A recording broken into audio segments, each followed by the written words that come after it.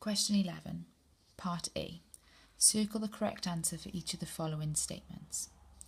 Helen has bought one of 80 raffle tickets sold. The probability that Helen wins the top prize in a raffle is what? It's a multiple choice question, 1 mark for the correct answer. So Helen bought 1 ticket out of 80. What's the probability that she will win? So when we're looking at probability, we do successful outcomes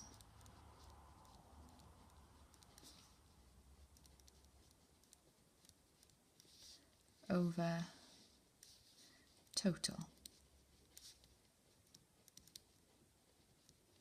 over the total outcomes. So the successful outcomes would be the one that she has, so that would be 1 as my top number, and the total tickets were sold was 80. So that would be a 1 in 80 chance. So if I have a look at these, this is actually one of my options, so nothing more to do there. That will give me 1 mark. 1 ball is selected at random from a box containing 5 blue balls, 4 red balls and 1 yellow ball.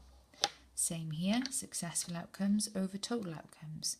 So the probability that the selected ball is blue, well, there are 5 blue balls, that would be the successful outcomes. And how many balls are there in total? So there are 5 blue, add on the 4 red would give me 9, and then add on the 1 yellow would give me 10 balls in total. So 5 over 10 is not one of my options here, so I need to do something else. I'm going to try and cancel this down. So when we cancel down, we make it simpler. We also call it simplifying. Is there a number that goes into both 5 and 10? Yes, 5. How many times does 5 go into 5? Once. How many times does 5 go into 10? Twice. So you may have recognised straight away that 5 is half a 10. That would mean it's a half. Or you could have done it the long way around. So our new fraction is 1 over 2, and that is one of my options. So that's for 1 mark. Part B. A bag contains some red, green and black beads. 1 bead is selected at random from the bag. The probability of selecting a green bead from the bag is 1 in 3.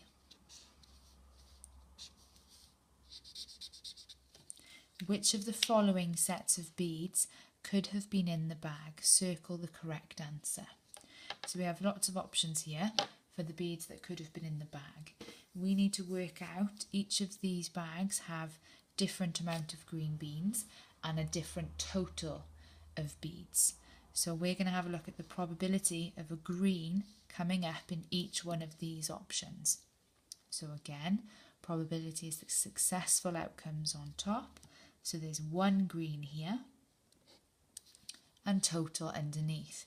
Well, how many are there in total here? 1 and 1 is 2 and 2 is 4.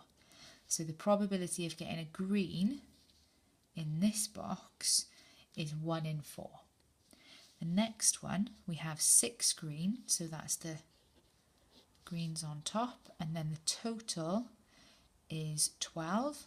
3 and 3 is 6 and 6 is 12. So that's the probability of getting the green here, 6 in 12. Green total on top is 3, and then the total of all of the beads on the bottom is 7 and 3 is 10. So that's if we have 3 green, and the total green here is 4, so we've got 4 green beads over 7 and 4 is 11 and 1 is 12. And then the final one then, we have 3 green beads out of a total 12. So now I've worked out the probability for each option. I now need to see which one, because none of these actually say 1 over 3. I need one of these to be the same as 1/3. So we're looking at equivalent fractions now. So for fractions to be exactly the same or equivalent, I need to be able to times the top number by exactly the same number. So 1 times by what gives me 3.